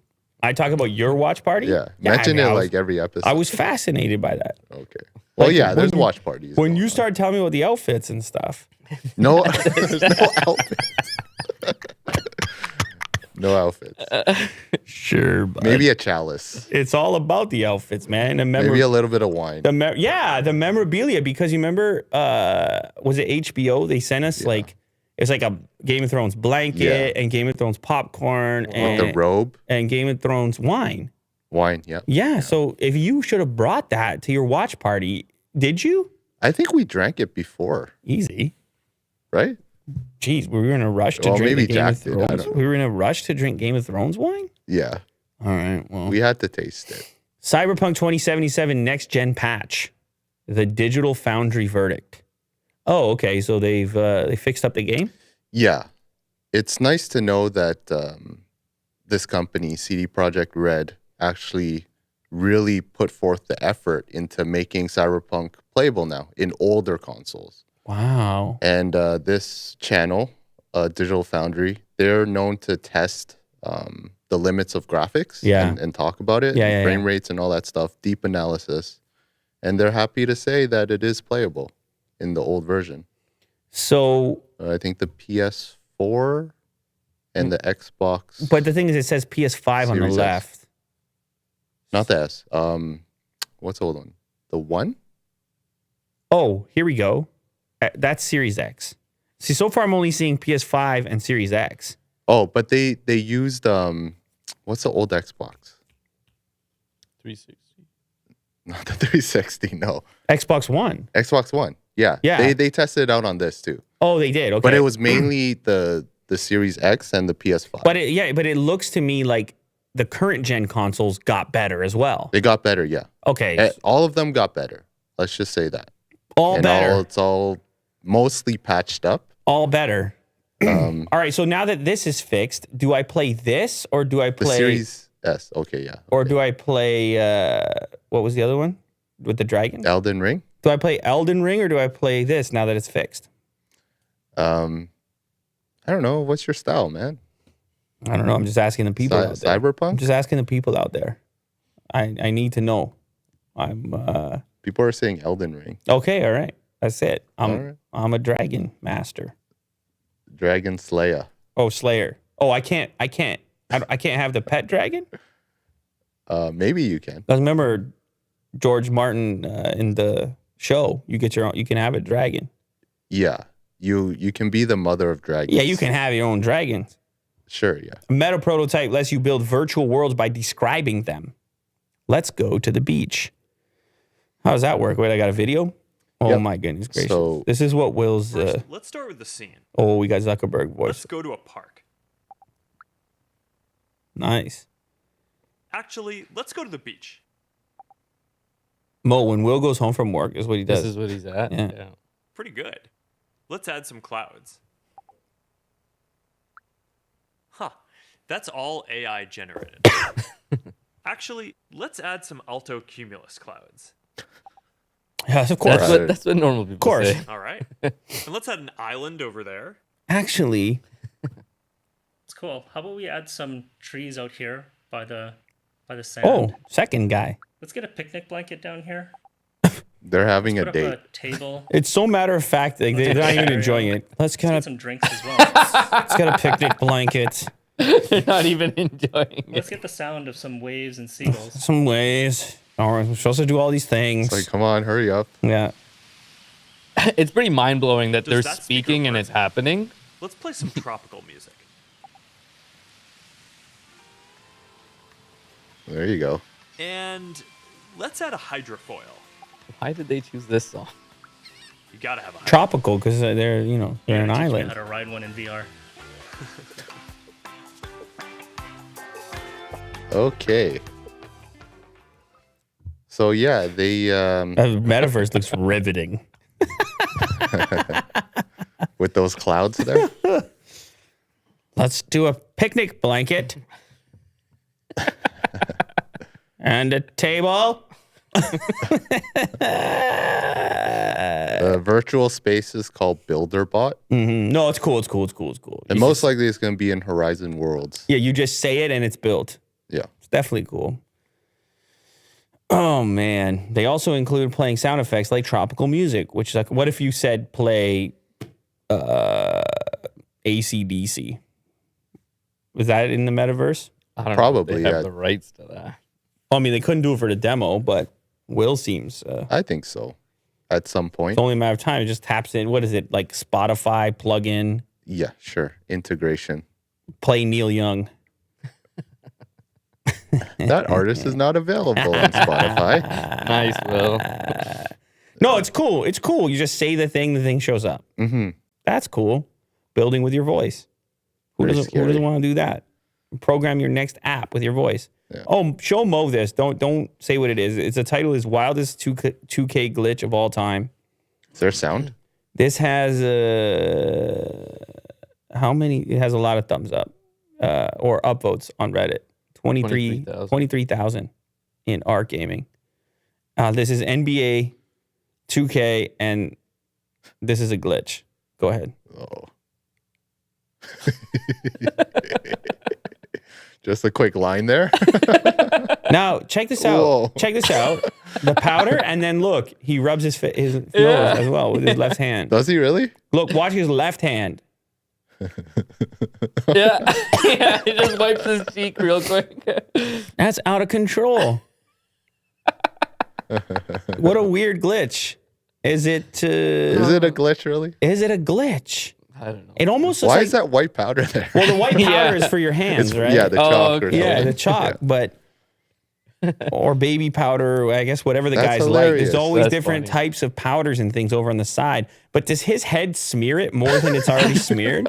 Does it actually interact with it? It It does. does. It looks like it, at least. It does by the looks of it. Yeah. Here we But go. Reddit's a Watch fun watch place. it. Look at that. It pushes more of the material.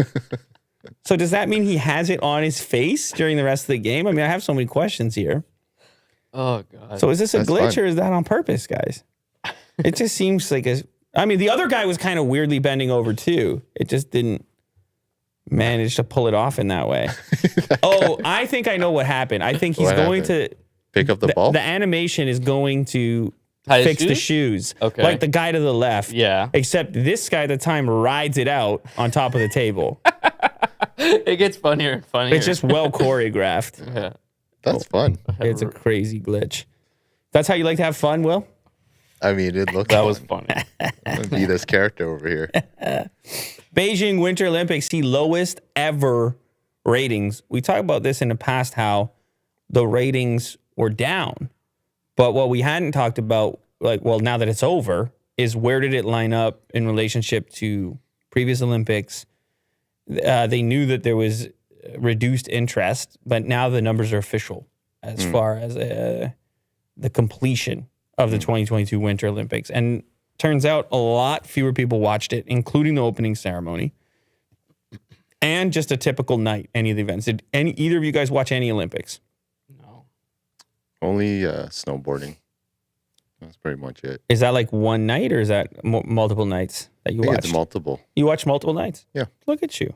You're part of these numbers. According to the Wall Street Journal, the Beijing Games ratings were the worst U.S. ratings in the history of NBC's coverage of the Winter Olympics. NBC averaged just 11.4 million viewers per night, down 42% from the last Winter Olympics. 42%. That's a chop right there. Ooh. Those ones saw an average of 19.8 million viewers per night. This was probably the most difficult Olympics of all time, NBC Sports chairman Pete Bavacqua said.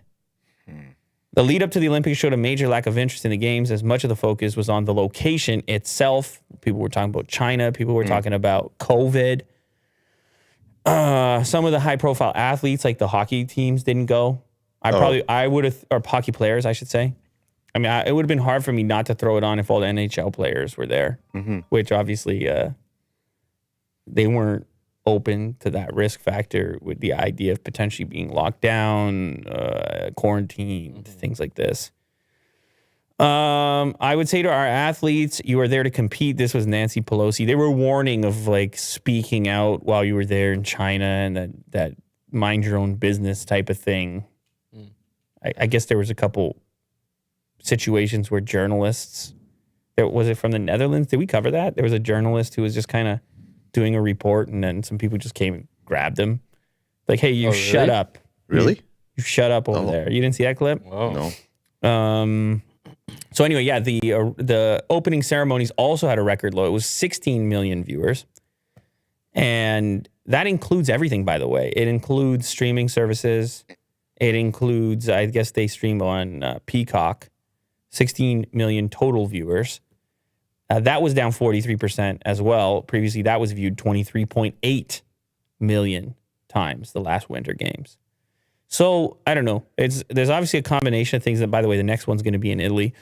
What do you think? Is it just a sign of the times? I mean, is there too much stuff to, like, is it actually about China or do people have too much stuff to watch? Like, I don't think that had anything to do with you not watching. Or have you ever watched the Olympics? I have. Usually my dad actually has it on, and I'll just walk by and end up just sitting there for a few hours. So why did your dad not have it on? I don't know. Maybe it's like... Well, we got to talk to your dad. Yeah. Let's get him on the phone. Yeah. Maybe it's like... Because not a lot of people can go Can go to the Olympics because travel was difficult during... Really? You think that would be it? I'm not saying that would be it, but maybe that impacted it a little bit. That didn't impact your dad not having it on. No. But I'm just saying the hype of it is kind of gone. The stadiums are kind of empty. You just feel like COVID was such a downer that it just feels weird to celebrate this big sporting event type of thing. Maybe. I think so. I don't know, because I don't even think I watched the last one. So I think it's been a trend. I know this is the lowest ever and it was a huge dip, but it does beg the question, if this trend continues, what happens to this? This has been a thing that's been around obviously longer than our whole lives. Right. But the whole ceremony of the whole thing is dependent upon eyeballs being on it because the scale of it is to a certain extent connected to the amount of interest in advertising and everything else. But we got to talk to your dad. I mean, that's how, if we want to get to the bottom of it, we got to talk to your dad. All right. Woman loses $390,000 in online crypto dating scam. I messed up my life. Dating. There's your crypto again, Will. Yeah. So a Tennessee woman said she lost $390,000 belonging to herself and her father after she fell for an online crypto dating scam. After losing her mom, 24-year-old Nicole Hutchinson inherited her mother's house, which she sold and split the proceeds with her father. The $280,000 she inherited was supposed to go toward helping her family and building a life in California. As a way to make new friends before moving to California, Hutchinson began to use the online dating website Hinge. She said she met a man who called himself How, and they became friends. She told CBS News' consumer investigative correspondent Anna Werner that she felt a strong connection with him when he told her he came from the same town in China from where Hutchinson was adopted. He was into investing in cryptocurrency. Of course he was. Mm-hmm. And then suggested she too could invest. I think this might have been Mo, actually.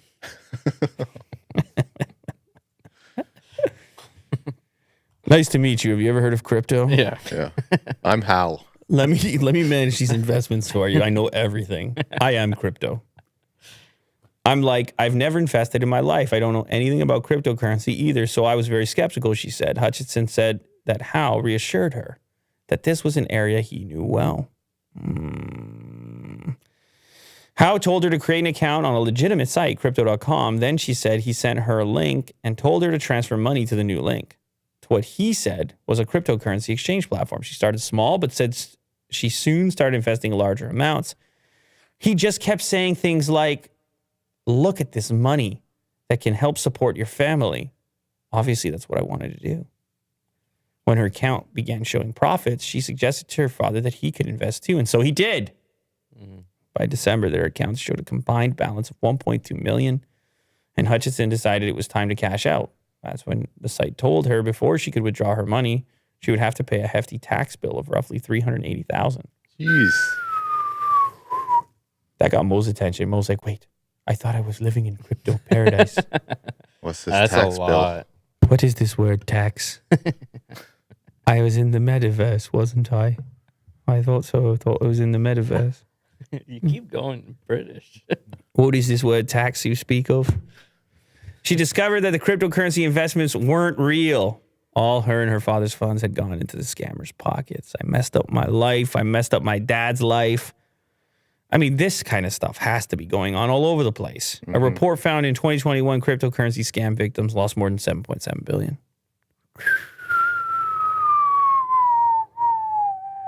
It's a lack of understanding, a lack of information, a rapidly evolving tech, and then anonymity surrounding the whole thing. It has attracted all types of humans. Law-abiding citizens like Mo, gambling addicts like Will. A little nod there. German shepherds like Kovu, Yeah. and criminals like Hal. Just Kovu's on the computer late at night looking at stocks. Well, actually, Kovu's the one that got Mo into it. Yeah. He's the like, one "Rrr, who rrr, told rrr." Crypto. Bitcoin. Did you say Bitcoin? Bitcoin. Netflix Marvel shows have been confirmed to be hitting Disney Plus in some locations. Social media lit up like a Christmas tree upon hearing the news that Daredevil, Jessica Jones, The Punisher, Luke Cage, Iron Fist, and The Defenders will be hitting the streaming platform in Canada this March. Oh, nice. After all these titles left Netflix, many fans wondered if they would make their way to the rest of the MCU content onto Disney's service. It looks like that may be the case now, according to Mobile Syrup, but fans in the United States will have to wait to see more. For fans who have been waiting for this day since the shows went off the air years ago, it's a moment of celebration. Maybe it's an indication. Obviously, the whole rights thing, the whole interworkings of deals, licensing, Marvel, Netflix, and so on. But this is the type of thing that many had. I mean, when Disney Plus started to hit the scene, it was easy to predict that it was a matter of time before MCU started showing up more so even than the Netflix stuff on Disney Plus. It's almost like those gaming companies. It's almost like Microsoft buying Activision. They're like Conglomerates. They're like, no. Cross-platform, available everywhere. The next thing you know, they go exclusive. Well, this is a little bit different, I guess. The streaming, this is more obvious that that's what you would do, because Netflix probably wouldn't be interested in a model that had the rights split up and had it on different places. The streaming platforms don't seem to share at all. Maybe always exclusive. Maybe some movies, but when it comes to the shows, it's here Yeah. or nowhere, and you got to subscribe to all of them. It's like, geez, man. I wonder how much this deal was for all the shows Well, I don't know that there needed. because they funded it too. I don't know that there needed to be a deal. I think it was probably always temporary licensing. Like you can have these shows on a platform. Ownership maybe never belonged to Netflix. They would produce it under a licensing deal Right. They would have because the IP never belonged to them, right? Daredevil or whatever, it never belonged to Netflix. So they would have had to cut some sort of deal that let them use those characters in those productions, benefit and profit from those productions, but actually maybe never own the content. Much in the same way that Spotify's sitting there saying we don't own Rogan's podcast. Yeah, we gave him 100 million, although the more recent number is 200 million. Doesn't really matter. We gave him that money, but it's strictly a licensing deal, just so we could profit and benefit in the meantime over the longevity of our agreement. Right. So I think this thing here was inevitable, and it's immediately like you're going to snap your fingers, and Disney Plus is going to just get all this content, and the streaming wars are quite hot. Speaking of Marvel, you probably have seen the Spider-Man meme before. Yeah. The lookalike Spider-Man And they're all pointing. At each other. Sony's having some fun, and they decided to actually do it. This is Tom actually Holland, pretty amazing. Andrew Garfield, and Tobey Maguire recreate the iconic Spider-Man pointing meme in honor of No Way Home's home media release announcement. Holland took up the mantle of the beloved web slinger for the Marvel Cinematic Universe after Maguire initially departed from the role, with Sam Raimi following the disappointment of Spider-Man 3, and Sony scrapped Garfield's amazing Spider-Man franchise due to lackluster box office returns. However, as the doors to the multiverse were burst open in Spider-Man No Way Home, the two would return as their respective Spider-Man. Okay, so scroll up here for a second. Which one is the best Spider-Man? Will? I feel like, or Mo, I don't know. Which one of you is more equipped to tell us this? It would be Will, because the only one I watched was the first guy. Oh yeah. Yeah. I haven't seen the What do you got? Have you seen all these three in action, Will? Yeah. Ah! I enjoy them all. No, They all had their own unique style. You gotta pick one. I feel like Andrew Garfield's Spider-Man was a bit edgier, a bit darker. Easy. Mm-hmm. Are you attracted to him? What? I don't know. They're It's a all bit more pretty good. mysterious. I put on my Game of Thrones outfit. Oh, poor Will. Well, you think I should pay more attention to you, Mo? No, you're right. No. Yeah, I don't know. They're all good, I guess. Well, What do you want me to pick one? stop it. Yeah, pick one. No, Tobey Maguire. You go with the OG. He's the first one. OG Sure. Toby. Anyway, Sony having some fun with it. It's that weird deal where Sony has Spider-Man. It's very strange because the video game and everything else. And so they have their own special moves when it comes to promoting that stuff and making those films and everything else. But I think it's fans love to see the embracing of the culture and the meme. Yeah. They loved. So this thing was taken off on social, as you might imagine. Yeah. In order to, I don't know if they were actually in the same space or I if think they were. they CG'd it or photoshopped it. Did they put their heads on there? Come on, now, don't Will, know. break it down, Will. I think this was a photo shoot. I think this It was real. for their Blu-ray release. Photoshop or no Photoshop? No Photoshop. No Photoshop. I think no that's it. shop. Will says it. I didn't say it. Multi-billion-dollar corporation Walt Disney stole freelancers' fan art and is selling it in its park. Speaking of Disney, Disney Plus, MCU, they got no trouble making money. It's kind of surprising to see this story where an individual's art, personal art, will be ripped off and then sold as memorabilia inside of Disney. It's a video. You can play it. Well, check this thing out. Oh, it was a video. Disney stole my work. So that's his little 3D sculpture that he Okay. made. This is it. It's really cool. Yeah, he's showing it to you. There's certain important markings on it, including on the bottom, you see Andrew Martin and his website and the date, 2018, that it was made. It's a very intricate little sculpture, by the way. What would you like? It's like Was a it 3D printed? monster. Maybe drumming? and then painted or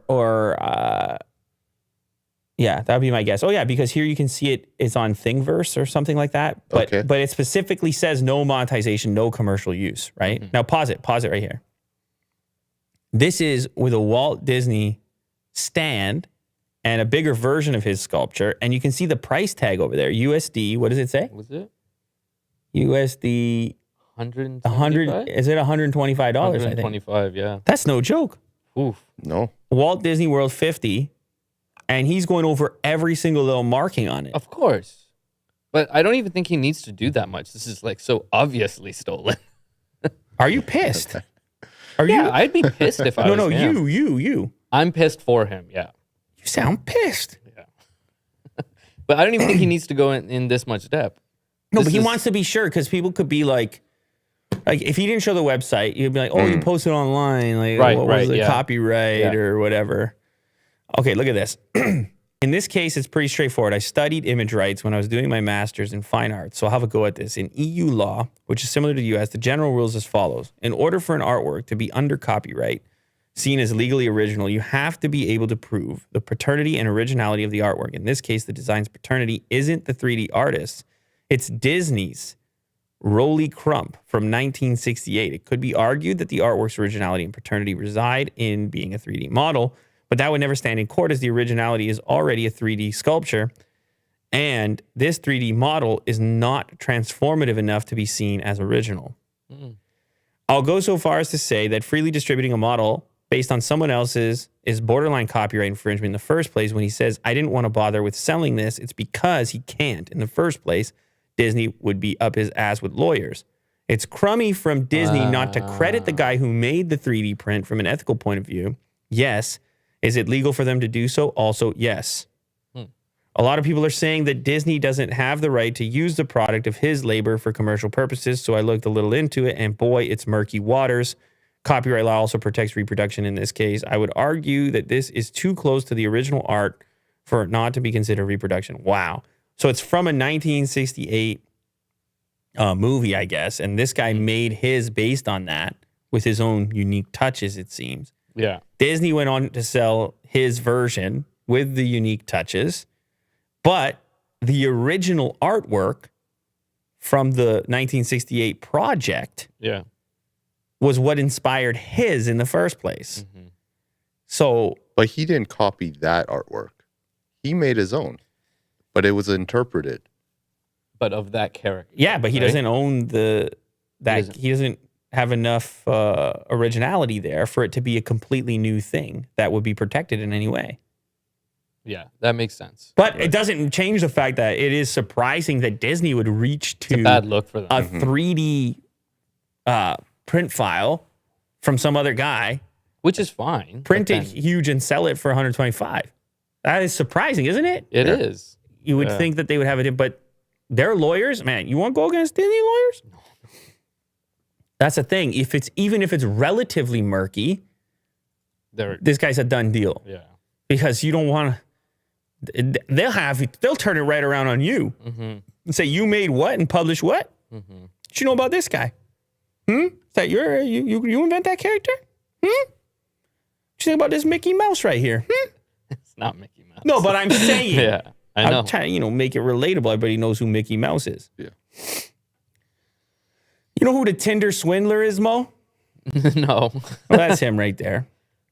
This is a show on Netflix. I feel like you're going to check it out. Guy like you. This is a show? Yeah, it's a show on Netflix. It's a documentary called Tinder Swindler. I guess it's a movie, documentary, whatever you want to call it. Tells the story of a con man, Simon Leviev, who tricked countless women out of millions through the popular dating app Tinder.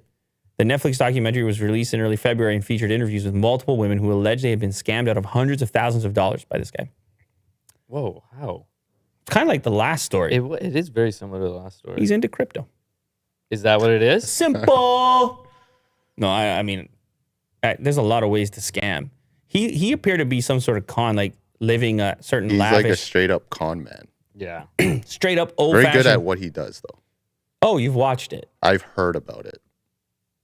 Are you All of going- my friends' my circle of friends have watched it all. And they're like, yeah, this is the movie to watch. Oh, Like, okay. Did you know Will had a friends circle? A circle of friends. Join the circle. It could be used both ways, right? How does somebody get into your circle? No longer about the story anymore. No, I mean, just quickly speaking, how do we break into your circle? Is it possible at this point? You don't need to break in. No, is it possible at this point, or is the circle defined and that's it? There's only room for so many. No, it's always open. Always open. Friendly faces. I don't believe what he's saying right now. You gotta be invited to the Game of Thrones party. What's the newest person in the circle, longevity-wise? Sisters, neighbors. What are we They're talking? friends. Couple years or Couple of years? What do you mean? like that they got introduced into the circle? Oh, that probably that like they a had year their, or two ago. So that's when they had. Yeah, their, they're nice. That's when they had their circle ceremony. Yeah. And they watch an episode of Game of Thrones Yeah. and look at Broncos. Little bit of fire as well. All march in a circle. Are they drumming too?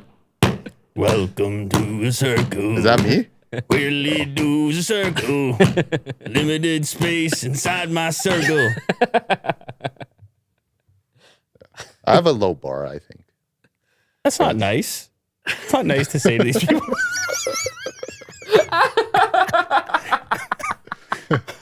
Welcome to my circle. I have a low bar. Anyone can join. Welcome to my circle. I have a very low bar. Yeah. I know you had problems in the past. It's a low bar. Don't worry. I want to watch this. This is cool. I like documentaries, like real life content. So anyway, this problem, the problem here stems from his bodyguard, actually. He had a bodyguard in documentary. And part of his con was that the bodyguard would be injured. And he would show a picture of the injury of the bodyguard and say, I need some cash for this guy's medical bills. You got to like wire it or whatever. Mm-hmm. And a number of people did this. Now, the bodyguard is saying, I was never a part of this. The bodyguard comes out and says, you ruined my entire reputation. I can't get any work anymore. Yeah. Because I look like a scammer. Yeah. In the film, you didn't clear this with me, et cetera. So he's got a lawyer now, and he's demanding, I think, $5 million from Netflix. He's going at Netflix for 5 million euros, 5.67 million in compensation from the streaming service. And he wants Tinder Swindler taken down. Oh, really? He wants it completely taken down because it's got him laying in a ambulance, and it looks like he's a part of scam in the film, in the documentary. Now, he's obviously around this guy. Does he really not know anything that's going on? I don't know. That's the premise. That's what he's saying. In a letter obtained by TMZ, the bodyguard demanded that Netflix issue an apology and 3 million in compensation, that's euros, for the harm suffered, along with a further 2 million as compensation resulting from the inability to continue to practice the profession of a specialist in the protection of persons and property. The letter wrote that money should be paid within 7 days delivery of the letter. He's going heavy at them right now. And like I said, he wants the thing to be taken out. But you can see this guy, the swindler, he was putting on a whole facade, like in the private jet, with the patterns on the shirt and It's all all that. matching. You know what I mean? So this guy's like, hey, just shoot me 10 grand. I'm good for it. And you're like, oh, he's on a private jet. I'll give him shoot him 10 grand. I don't know. Shoot me some Bitcoin. Shoot me. Netflix production neither have asked my client for permission, this is from the lawyer, to publish his image nor for his comment on the case. As a result of the unexpected movie publication and its immediate popularity, my client lost anonymity within just 1 day, the ability to work as a bodyguard, probably forever, as well as his reputation. I don't know. That seems weird. How do you not ask? How do you not get permission? I don't know before how you publish? documentaries work. I don't know. If it's just a photo and the photo was submitted and this guy took the photo, and the guy agreed to be in the photo to him, is that your photo at that point? No. Okay, maybe. I don't know. This seems... It's like this case or the Disney case. I don't know which one's more complicated. But since this video or movie could be taken down, maybe you got to check it out before it's gone. Before it's gone. Before it's gone forever. The Tinder Swindler. Apple tree that made Newton think of gravity dies in recent storm. Cambridge, England. This is an interesting one. Obviously, you're looking at a legendary tree here. But it is not, apparently, and this is the thing about Reddit. Often the headline is really the top comment, not the headline. Because apparently this is a clone this thing that blew over here is a clone of that historic tree. This tree is very important. And so they've made clones of it. Backups. So They only got a one backup of them. This This tree is a stunt man. You understand? stands in So place. I got to give a shout out to Reddit Browser 7 for the amazing information here. This is not the famous Newton apple tree. It is a clone of the original, but still sad to see it gone. I'm editing this to add historical information. The original tree is in an orchard by Newton's childhood home, Woolsthorpe Manor, in Woolsthorpe by Colsterworth, near Grantham, Lincolnshire, England. How about those names over there in England? Holy. Feels Makes you feel special. Lineage. yeah, medieval. There's kings, and this tree has a zest for life. It blew over in 1820 and regrew from the roots, but it is the original. Has a fence around it, and it's cared for by the UK National Trust. Imagine the Wait, gravity. did he say original? The gravity tree. It still exists. It's not this one that blew over. Oh. This was the clone, but the tree that sparked the realization of gravity. You can go look at it. It's fenced off and cared for. You can go to England, Mo. You can be like, oh, look at that. Gravity. Are they going to repair it? The clone? You think? Yeah. I don't think so. I think that one might be cooked. They'll make another clone. When it comes to cloning, they got to go and shave a little piece, and there's a special way you got to do it. Well, it's not just, it won't be a perfect clone from the seed. I don't know if you knew that. Okay. Anyway, there's many exact clones out there. Well, at least a few of them. There's an exact clone shared with the United States, carefully propagated in Washington, D.C. at the original National Bureau of Standards, and another in Gaithersburg, Maryland. So they put these things all over the place just in case the original has an issue. You can go look at a clone. Cool. And feel the presence. All right, last one. Really cool. Last story. There's no headline. There we go. Last Wish. First ever recording of the moment someone dies. Oh, I saw this. They were saying maybe it's true that your life flashes before your eyes when you die. That's what they were saying, because they were looking at the brain activity here on individual moments before they die. And apparently they saw some evidence. Scientists accidentally captured our most complex organ as it shut down, showing an astonishing snapshot into death. The first ever recording of a dying brain has revealed we might relive some of our best memories in our last moments. Acute subdural hematoma and evacuated hematoma is what they're showing here. Hematoma blood. The study accidentally found flashes in the brain that could suggest we relive memories when we die. Here's some charts of an EEG output over a 900-second period. Chart on the left is a left brain hemisphere, and chart on the right is right brain hemisphere. Right brain is more active there by the looks of it. The point of death is marked with CA, cardiac arrest. So the left hemisphere, after the cardiac arrest, the activity goes down quite a bit in the chart. But if you look at the blue portion in the right hemisphere, a lot of stuff still, and pink portion, a lot of stuff still going on there after CA, which is cardiac arrest. Patient was being treated for epilepsy, hooked up to an electroencephalogram. The 87-year-old man's brain activity was being measured when he suddenly had a heart attack and died.